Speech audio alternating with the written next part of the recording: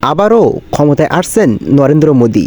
ভারত বিশ্বের তৃতীয় অর্থনৈতিক দেশ হবে সমালোচনা করেছেন বিরোধী কংগ্রেস। আবারও ক্ষমতায় আসছেন নরেন্দ্র মোদী।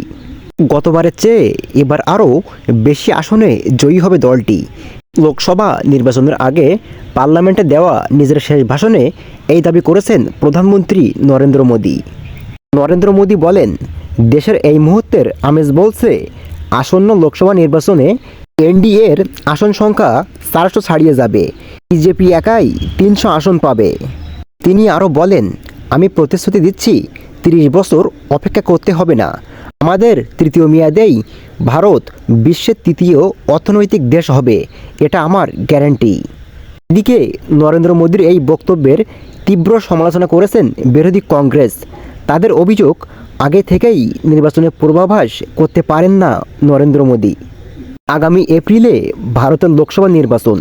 এর আগে 2019 সালের লোকসভা নির্বাচনে বিজেপি একাই জয় পায় 303টি আসনে, আর এনডিএ জোট মিলিয়ে সেই সংখ্যা দাঁড়ায় 353টি।